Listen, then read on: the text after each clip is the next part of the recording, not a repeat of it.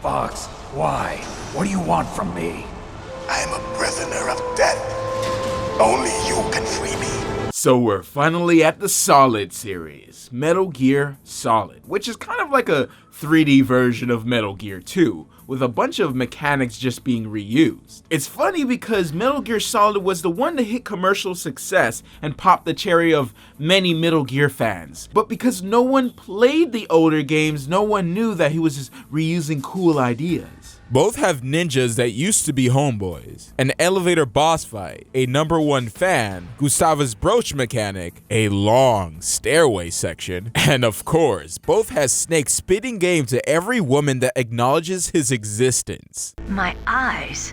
They're not soldiers' eyes. And they're rookies' eyes, right? No, they're beautiful, compassionate eyes. Oh, just what I'd expect from the legendary Solid Snake. He just brings it up to another level that I didn't know was acceptable in the video game. I'm over here cringing as I watch him act to 2 different girls in the same radio conversation. And as a player, I can't help but feel like the wingman that always gets left alone at the party. Well, if you make it back in one piece, maybe I'll let you do a strip search on me. I'll hold you to that, Doctor. I have to say, playing Metal Gear 2 before Solid did take away from the first time magic, but I still had a blast seeing all the mechanics reworked in 3D. It's like the Metal Gear 2 remake that no one got a chance to ask for. In terms of gameplay, they're still sitting at the same table. You still want to remain undetected as you steal all the food and weapons, and you still use a classic exposition codec. So it still has the fundamentals, but Metal Gear Solid also improves on many of the mechanics, like the radar now showing enemies' field of vision, or enemies being able to see your footsteps or hear when you make noise. Not to mention, look at those breathing particles. It breathes much needed life into Snake's lifeless face. The biggest change is perspective. You're obviously now in third person, but you can switch to first person while standing still. You can also lean against the wall to peek around the corner, which is helpful in spotting your enemies before they spot you. Getting caught this time around can't be solved by finding a nice little corner and decking every enemy that walks by. With the now small third-person view, you can't see the guards right in front of you. A lot of senpais will be noticing. In the first half, the game beats you over the head with stealth gameplay because you have a tiny little health bar. So if you get caught, you get downed in a couple shots.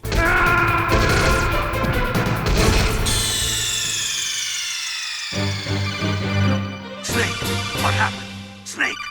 Snake! This little tiny view just doesn't cut it sometimes. Most of the time you're praying that you're shooting in the right direction, but you seriously get used to just blind firing missiles down long hallways. It's quite satisfying to pull off. And about the time you reach the boss fight with Vulcan, you're already comfortable with the controls. It's almost a boss fight where you can show off the stuff you've learned. I think it's because this is one of the only boss fights where you can use every single weapon. It's almost a relief to be able to just release all the ammo that you've been saving up. Plus, really good boss fight, probably one of my favorites. It's funny because I used to heavily judge this game on whether or not I was gonna, give it the old college try based on the shooting alone. But it's one of those games where you just kind of get used to it and you don't think about it anymore. You just simply enjoying the game for what it is. Not to say it's safe from criticism, it does feel a bit dated as hell, especially in the hand-to-hand combat, which you have to use exclusively for some boss fights. Let me just say, not fun. I mean, you could say this for pretty much any game, but the graphics also tend to fall into that same category of, you get used to it after a while. But man, there is something about those red versus blue bobblehead talking animations that just kept me going. You could toss it in as, part of the game's charm. Each of us needs to input our password, or there can be no launch. And even with the big move to 3D, it still retains the charm that I fell in love with. I think Metal Gear Solid pulls this off by bringing its own spice to the mix, having old but also new gameplay set pieces filled with crazy amounts of story twists. Now, even though I have no problem with reading a book while I'm playing a game, it's quite nice to be upgraded to all voice acting. Plus, it brought us this. Meryl. Shoot me, Snake. No. Now, don't lie. You know you don't want Kojima to explain the effects of war and you have to read it all. This is not the type of game where you could just do some light wiki reading to catch up with the story. This is the type of game story where you have to pay attention to squeeze out the most juice. Like the DARPA chief totally silencing this guard. See, when you first play, you don't know that the DARPA chief is actually Decoy Octopus, one of the bad guys you were told you were going to be encountering. When I first saw it, I was like, what the hell was that? I thought it was some old PS1 graphics thing that just wasn't translating well. Then he dies, which doesn't make sense until later on. Kojima is just silently screwing me early on in the game, even in 2016. See, I love little things like that. I gush over it when I see it in TV shows. The story is filled with these little bits to keep your blood flowing through these long cutscenes. Yeah, this is where it starts. Gotta love those hard transitions though. What did she look like? She was wearing the same green uniform as the terrorists.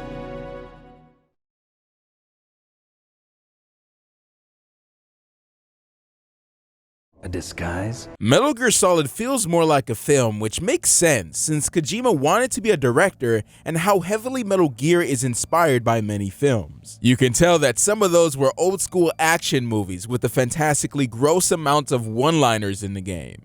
See you in hell. Liquid. That takes care of the cremation. The camera angles and shoving credits in the beginning, you can see that presentation was definitely one of the major focuses, especially with the sometimes long-winded story. It mostly works because you're in the shoes of Snake, which also doesn't know what the heck is going on. In this game, Snake is forced out of retirement again. This time to stop the renegade genetically enhanced Special Forces unit Foxhound from attacking the US government if they don't receive the remains of Big Boss. So no, Big Boss is not coming back for a third time. The story kind of catches you up on what you missed in the last two games, because obviously many people didn't play the last two games on the MSX machines. They lay it on pretty thick when you meet the DARPA chief, but I must say that it's still pretty easy to follow. I mean, maybe it was because I was young, but I used to drift off many times when I played the later Solid games. But this one definitely piqued my interest from early on. Every step you take, it always leaves more questions to be answered. Either what the heck is gonna happen next, or this story is absolutely ridiculous, why do I like it so much? For example, when you leave the DARPA chief and reach the Ocelot boss fight to save Mr. Baker over here, you find out from Mr. Baker that it would have been impossible for Psycho Mantis to extract the code from DARPA chief's head, even though the DARPA chief said that Psycho Mantis got the code from using his mind powers. Again, you, the player, and Snake are like, somebody's lying. And every time you think you know something, something else happens that leaves more questions, like homeboy just dying, just like the DARPA chief. I can't believe I'm saying this because this tends not to apply to me, especially with these types of games. Snake being relatable in this way made the story easy to digest. It brings you into a world that could have easily not been interesting. I mean, come on, the game talks about straight up warfare. There's a whole section with Otacon and the gray area science plays in war. Super relatable stuff. They continue to touch on a few elements from Metal Gear 2 as well. Gray Fox wanting Snake not to become like him, and Big Boss saying that there is no escape for soldiers. In Metal Gear Solid, you see Snake continue his internal conflict with his job. You can see this point pop up every time the game humanizes the bosses before they die. I think that's why, you know, Snake is awkwardly showing affection to Otacon all the time. It's me! Otacon. Wow, they even captured you. Hurry, get me out of here. Let me go, that hurts. Hurry up! Is that how you ask a guy a favor? Let me go. Do you think love can bloom, even on a battlefield? Of course, if that gets boring, you gotta love those plot movers to keep you interested. Like the pixel butt shots, cause Kojima likes to push the limit to any hardware he's on. And of course, the cool invisible ninja with a code name like Deep Throat. Just call me Deep Throat. And yes, Meryl's butt is actually part of the plot. She had such a cute way of walking. She kind of wiggles her behind. You were really looking. Well, she's got a very cute behind.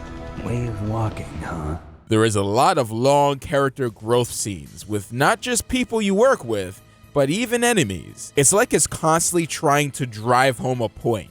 It can sometimes feel like you're trying to take a few large pills of multivitamins. Sometimes you just want the gummy bears, you know, nice and easy to swallow. I'm actually okay with this style of storytelling because I recently got used to just watching shows where writers just would make something so convenient to illustrate a point he or she is trying to make. Like Snake sitting there listening to everyone's life story even though the bad guys are threatening to blow up the world in a few hours is it's a bit much. It tends to go overboard with the gameplay as well, which makes me want to yell, "This is awesome," while simultaneously sticking up the middle finger. Like the stairway filled with turret cameras that are conveniently placed outside of your view, or the famous boss fight with Psycho Mantis. There is no way I could have figured this out all by myself. The game just doesn't give you enough hints. Colonel over here had to break the fourth wall again to tell me to plug my controller into the second port, so Psycho Mantis won't be able to read my mind anymore. Even though I totally had this spoiled for me years ago, I still had a big smile on my face when Psycho Mantis moved my controller with his mind.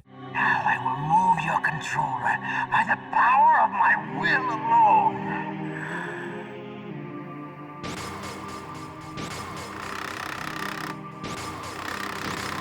Or having the TV change channels in the middle of Psycho throwing furniture.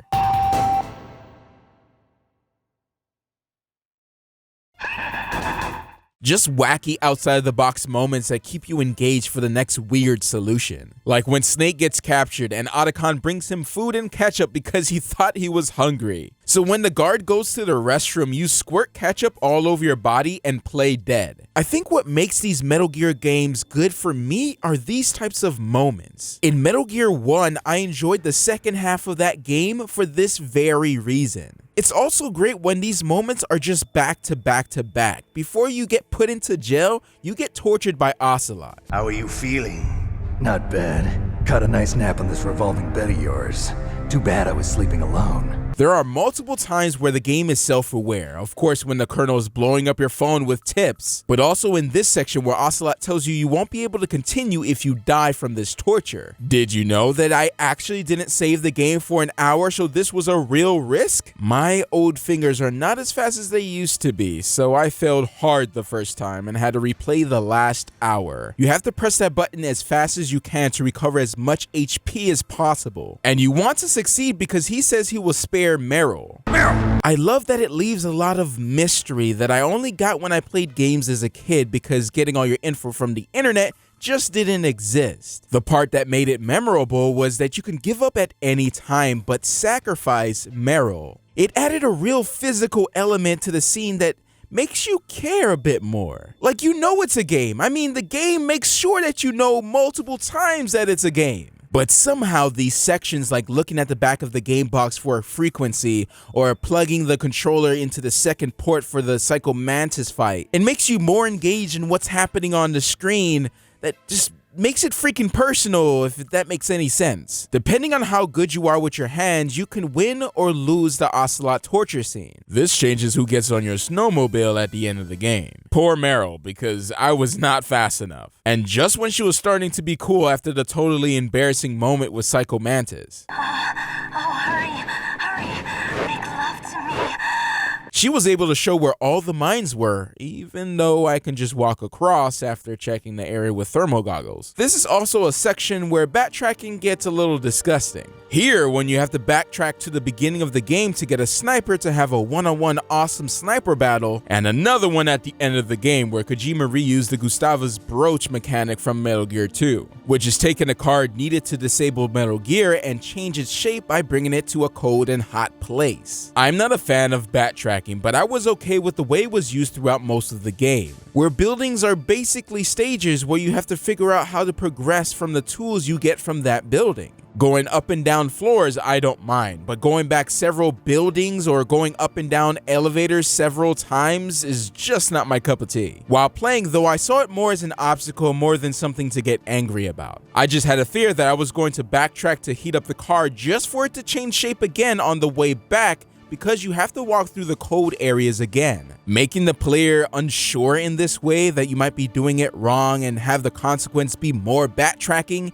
probably not one of the game's shining moments. Even the greatest masterpiece has its flaws. I finally know who Liquid Snake is. Once you're tricked into activating Metal Gear, Liquid Snake shows up with his shirt off, confirming that Snake is his twin brother. Clones of Big Boss. During this part of the game, many mysteries are being answered. It's so satisfying, like watching a good soap opera. Finding out that you were carrying a weaponized version of Foxdie the whole time, and it's the reason why people were just straight up having heart attacks around you, was just good. Like, you're the reason for the fake DARPA chief dying. Like, Why does that section have so many strings attached to it? The game wrapped up nicely with somewhat of a hard fight with Metal Gear, but it wouldn't be a Metal Gear fight unless you get help from somebody. This time, Gray Fox, aka Deep Throat, aka your #1 fan, steps in and fights toe-to-toe with Metal Gear. It's quite hype. Of course he's no match for a mech from Japanese animes. It's like one of my Japanese animes. Before he's brutally murdered, Gray Fox reminds Snake that he's not just a tool of the government. This part screams the end of Metal Gear 2, but definitely fits with the struggle Snake is having and him choosing his own destiny. No! Fire the stinger! Fox, can you really shoot? You'll kill him too! Now! In front of you, I can finally die. I like when they do these scenes where it's kind of like a gameplay cutscene. Just like when you first meet Meryl and you find out that she doesn't want to kill people. Instead of just showing a cutscene, you're actually shooting the guards and Meryl's just standing there not doing anything. Here, you can't actually shoot Gray Fox, but you wouldn't know that unless you tried to pull the trigger. I can finally die. After that, Can't do it. Anyways, you fight to the death with your genetically flawed brother on top of a broken Metal Gear. And of course they end it with a classic but also weirdly controlled escape scene with you on the gun turret. It doesn't get any more action hero than this. That's the second time I've been able to sneak up on the legendary Solid Snake. You're Meryl? There's no way you could pass for a man for long. What do you mean? Hey, men aren't allowed in here. I had no idea you were so feminine.